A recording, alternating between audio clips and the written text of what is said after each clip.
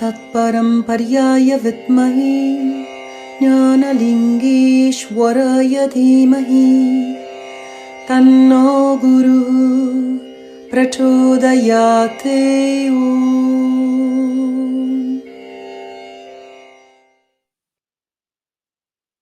Namaskaram, everyone. Welcome to Songs of the heart-to-heart conversations with the seniors and mentors of the Gitananda family worldwide. I'm delighted today to welcome our dearest Yogacharini Deepika Giri. Namaste. Namaste, namaste. Thank you for having me. So good to see you. Thank you for being here.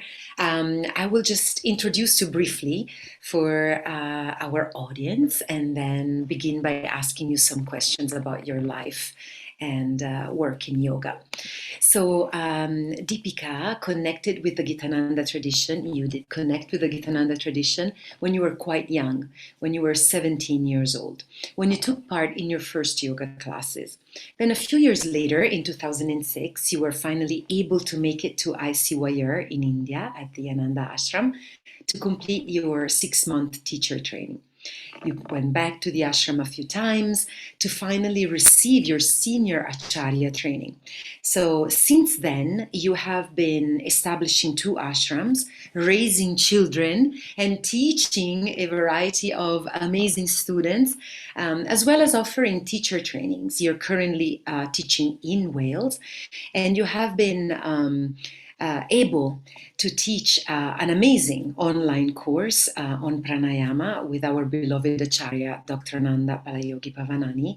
I'm hearing amazing things about this fantastic training, and it's particularly special to you, right, Deepika ji, because you had asthma and hospitalizations as a child, and so to be able to now teach it as an Acharya is quite a Acharini actually is must be quite a journey. So would you like to tell us a bit about your journey from that first class and then how you found the Parampara, or how the Parampara found you? And yeah, let's begin with that. Let's begin with the beginning. Okay, thank you so much. We'll start at the beginning, the first step. Yeah, I mean, I went to yoga classes that were just in my village, actually, where I was living at the time in rural Wales. And the lady that taught had been taught by someone who'd studied at the ashram there. So it wasn't direct from the ashram, but like one teacher in between, if you like. So the techniques were all the Gitananda techniques. And yeah, I just really thoroughly enjoyed the classes. But at 17, I wasn't kind of, I guess, focused too much on like spiritual path. So kind of, I guess I was sort of in and out then. But I'd always say I was like a seeker in my earlier life. So I was always kind of trying to find answers, like what's the meaning of life, what's it all about, what is the divine, what is God, or whatever. So I was always kind of like getting involved in different things like Buddhism, Christianity, New Age stuff, whatever. I was always seeking, like furiously seeking, and then I would throw myself like fully into things. And then I kind of, fast forward after university, I basically got to a point where I just thought, I need something, I need to find, something. And my yoga teacher, who actually taught me back when I was 17 years old, I asked her, where shall I train, or have you got any ideas where I could go to do a yoga course? And she gave me a Yoga Life, magazine, and said, well, you could write to them. It's the most in-depth training course in the world in yoga. So I then it was like handwritten letters. I sort of wrote and asked to join the course. And then that's where that started, really. I did the correspondence course, and it took me like a year and a half to save up and then get myself to India. So and as soon as I kind of got to the ashram, having had all those different experiences of seeking but never quite finding what it was, like just somehow there was always something missing or something a bit off, with all the other places and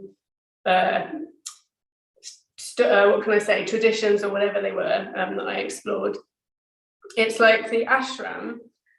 It was just such a different feeling, and it was like the teachers just had total giving, love, compassion, and it was just felt so pure, and it was just that feeling of like they don't want something from me either. It was apart from my own spiritual growth and evolution. And I don't know, I was like, okay, I've arrived, you know, I've got to the place I need to be. That's what it felt like.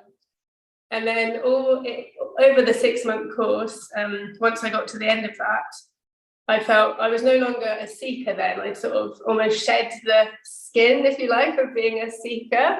And I was like, okay, I know, now I just know what to do. Like, I just know what I have to do. And all I've got to do now is just do it. Just do what I've been taught now, you know? So yeah, that's roughly it. Thank you so much. Yeah, that's a beautiful story. It's so marvelous to hear how each story is different, of course, right? And it makes so much sense when then you observe what the person is sharing today. So thank you. How is your experience currently of teaching with Dr. Nanda online? How is that, of course, really different than teaching people in person? And can you tell us a little bit about your experience with it, please? Yeah, well, first of all, just to say that the Pranayama course was something I've been really going on to Dr. Anand about for ages. Like, please can we do a Pranayama course, because of my own life-changing experience. So I was always being so passionate about that, because as you said, I was like on life support. When I was 8 years old, I was for 3 days on a ventilator, and I was kind of always in and out of hospital. I missed quite a lot of school, actually. I was always kind of fully medicine dependent and whatever. And I just really got this insight at the ashram when I was doing all the pranayama work, how much the energy levels changed in my whole being. And I was just amazed at how much, and I always say this to people, it's so obvious that our energy levels are connected to the breath. But if people talk about energy problems, they'll often look somewhere else, like diet, for instance, which can definitely have an effect. But to me, because I have very clear memories of when I was a child and I just couldn't breathe well, how I could walk from like one end of a room to another, just like 8 meters, and just be like completely exhausted, and I just totally exhausted, just because the lungs are not working well, and I'm not getting that prana, the breath in and out properly. So having that complete retraining and learning how to breathe, which is something that I was never taught before, even though in the medical system, I went to hydrotherapy classes where they tried to teach me, well, they did teach me some abdominal work, but it's like, that's kind of like a very small percentage of what we learn in the Gitananda tradition when we get to the lungs. So it was like, for the first time in my life, I completely learned how to breathe. And from that, at the end of that 6-month course, I was like, I have a new set of lungs. You know, it completely felt like that. And with that, a new life as well. It was like, I came out with a new body, new life, new set of kind of attitudes and, you know, way to live. And actually then, because my inner world had changed so much, I came back to Wales, and my outer world also like completely changed, you know, in many different ways. So going back to your question, so yeah, Dr. Nanda agreed then to teach the Pranayama course. And of course, with everything changing with the pandemic, it actually seemed like a good opportunity that we could reach people from all around the world and give it a go. And my personal passion is the sadhana part. I mean, obviously, all the theory is necessary and important, but I'm someone that's just like, let's just sit down, stand up, whatever, and do the practices. let's just do it and then see what happened and observe and do the practice again and what happened. And that's like how the Gitananda yoga transformed my life. I mean, obviously Amaji satsang's amazing, but in terms of like the physical changes that went on in me, it was just getting to work and just doing it every day, day in, day out, and just being completely focused on that, and not interested in anything else. Like on the course, I was not interested in like a social life or anything. I was like, I'm just gonna do this, you know. So yeah, so working with Dr. Ananda now is like a true, absolute blessing. I'm just so grateful, and it's just I just feel so blessed to be able to share about the pranayama from the tradition, and just that he's, you know, there supporting, and has such a fountain of knowledge and wisdom himself. It's just, I don't know, it's kind of beyond words. It's just amazing. It's just beyond amazing. Paripurna, amazing. Yeah. I love that, the Paripurna experience. Yeah. Yeah, it's amazing. Thank you so much. Yeah, I really resonate and appreciate that you remind us how these practices, the teachings, the experience, the sadhana are not just something we do, but they are indeed a way of life, as our, Swamiji, Amaji, and Dr. Nanda, and Devasena, and Divyapriya, they all remind us, right, that yoga is a way of life. And so it's beautiful to hear you say that,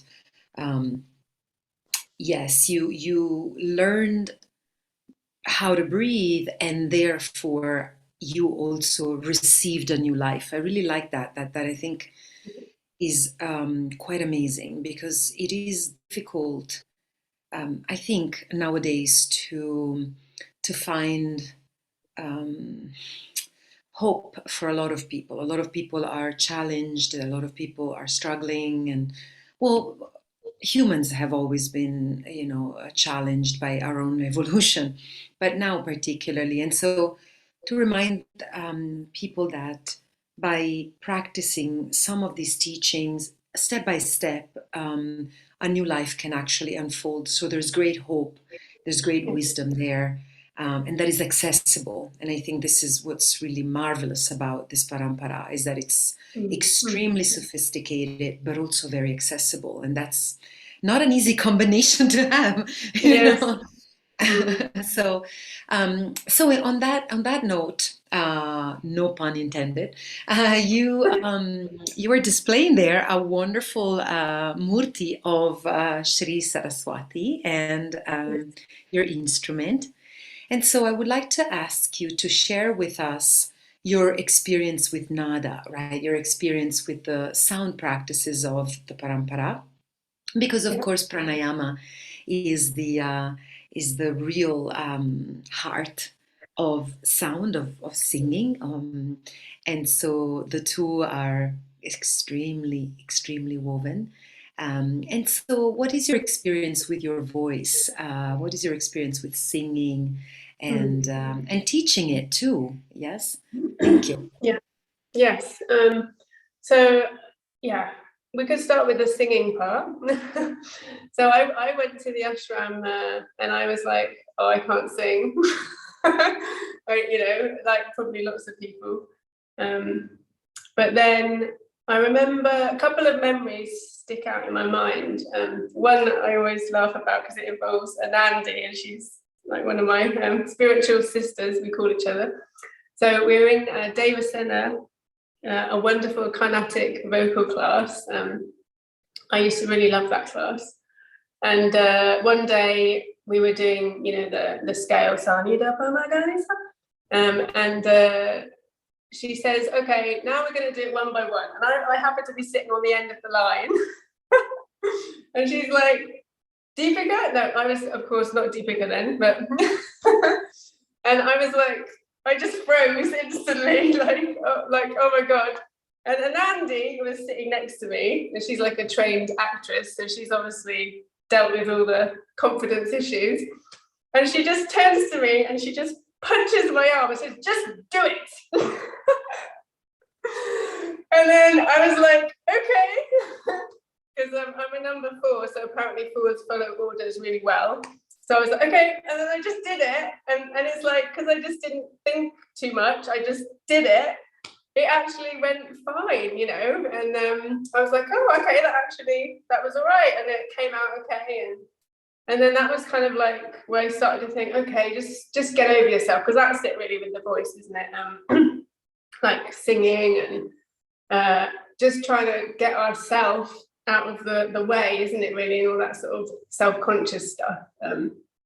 So then I really tried to work on that, just stop kind of thinking about me, and as the bhajans are devotional singing, like try to think about the divine and keep putting my mind, you know, as sort of high as possible, and think about, you know, the deities or whoever we're singing about. So yeah, I think I kind of worked on that over the course, and then it just got to a point where I just loved singing the bhajans so much. I really thoroughly enjoyed it.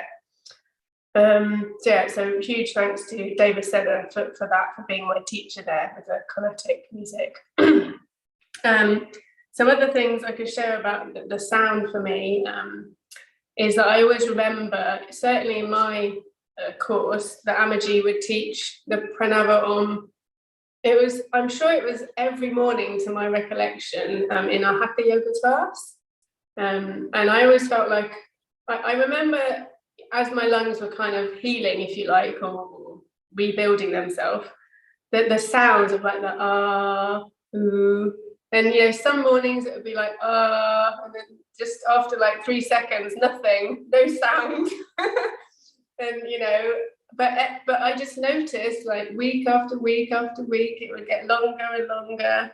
And then I noticed, as I focused more on the sound and not the breath, that again, it was easier if I put my mind just into the sound itself to go longer and longer.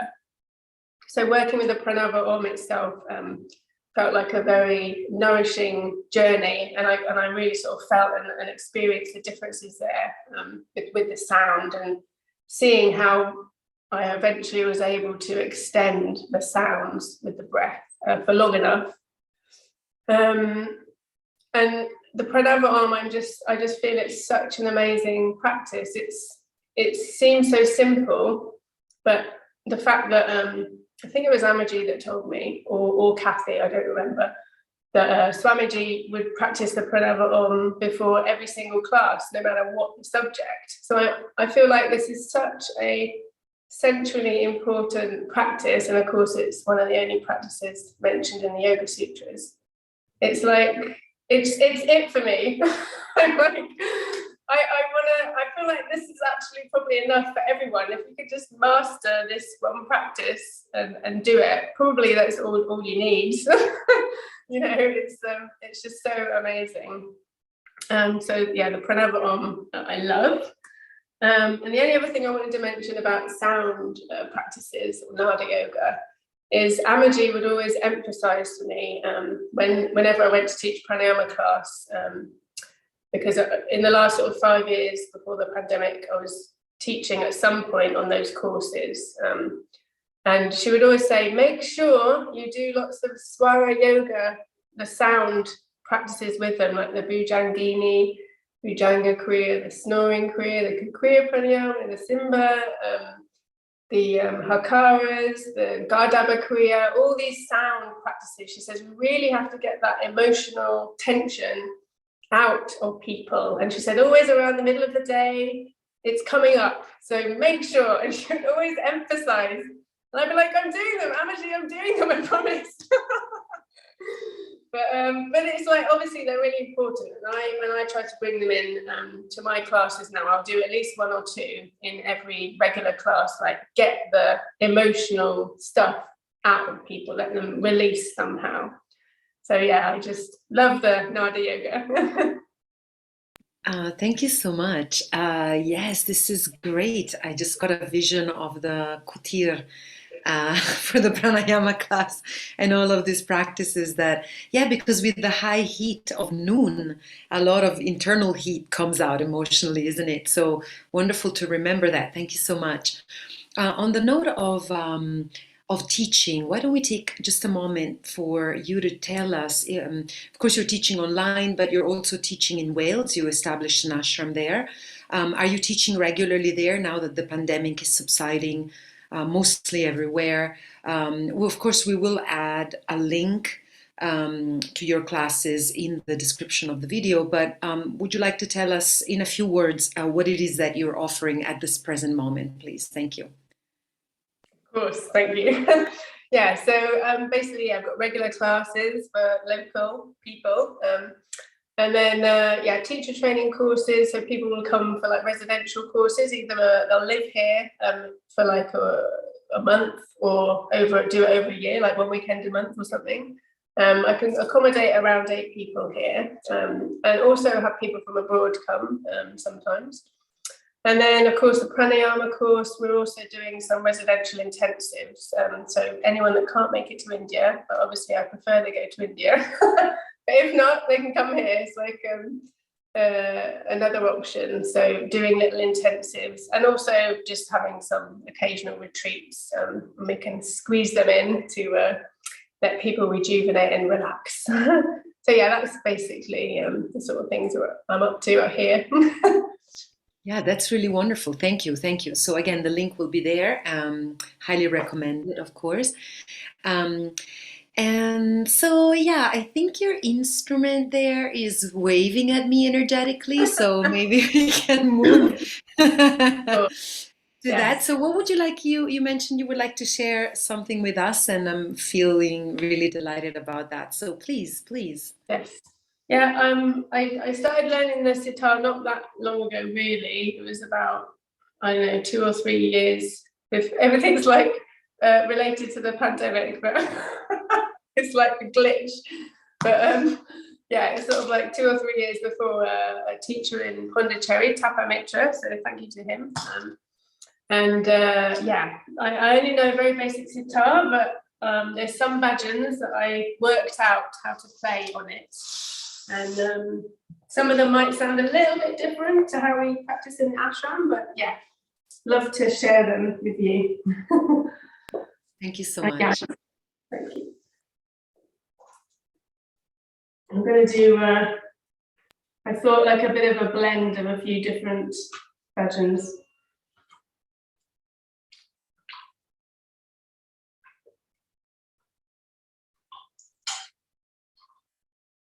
I have to hold it properly, otherwise my sitar teacher will be very upset.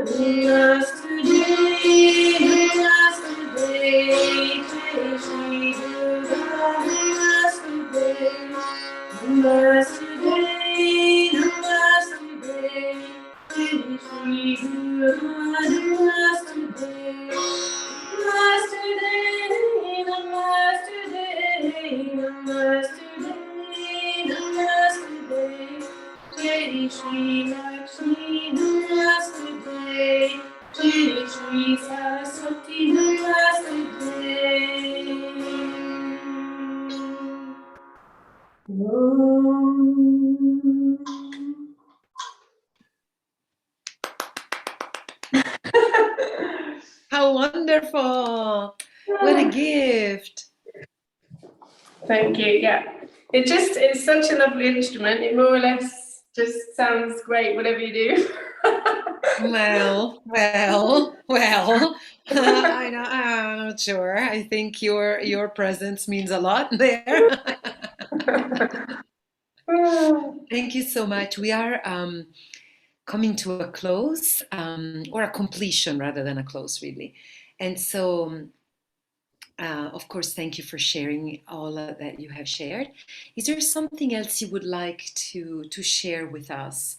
Particularly, I think what I would like to invite is a message of encouragement and hope based on your own experience. I think it would be quite a gift for all of us who are on a yoga journey, and those of us maybe who are just stumbled upon this video, because it is important to share, yeah, some hope right now, I think. So, would you like to say something else? Sure. Yeah, I mean, I guess I'd say my own life got changed a lot, and I was kind of pretty messy before in my earlier life. I'm not going to go into all the details, but just to say that I really believe anyone can recreate their life if they want to, and yoga gives us all the tools. But you have to really make the steps. And as Swamiji said, you should change small things. If you want to make big changes, make small changes. So just small things, small manageable things. And something I say to everyone is what you put in, you get out. It really is like, you just need to make that decision to start to dedicate time, energy, your mind into a certain way of life, and the rest is just gonna follow automatically. So it's just making a decision, and then, what is it? Din, din, din, do it now, do it now, do it now. Yeah, if that helps anyone. I am pretty sure it helps. Thank you also for reminding us that big changes require small steps. Sometimes they may require a big leap, for sure, but most of the times it's tiny, accurate steps, So I think that that's really hopeful. Yeah, so yeah. Thank you so much, Yogacharini Deepika Giri. And we really appreciate your presence here, your voice, your singing, your beautiful space there that you have created. And thank you so much. We thank, of course, our parampara. We thank our beloved Swamiji, Ammaji, Dr. Sir Devasena, the children, the greater family there at the ashram, the teams. I love them all. Exactly. And I love you for doing this, Sangeeta, also. Oh, thank you. Yeah, it's a real pleasure, and it's quite a blessing for me to be able to have the means, the technology, whatever it takes, to be able to do this. It's a real gift to me. So, but I appreciate it. Thank you. So, everyone, thank you so much for joining us again. Check out Yogacharini Deepika's link below. Show your support, and we will see you all soon.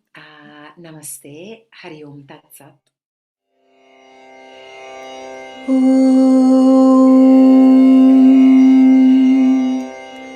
Loka samasta sukhinu bhavantu sarve jana sukhinu bhavantu.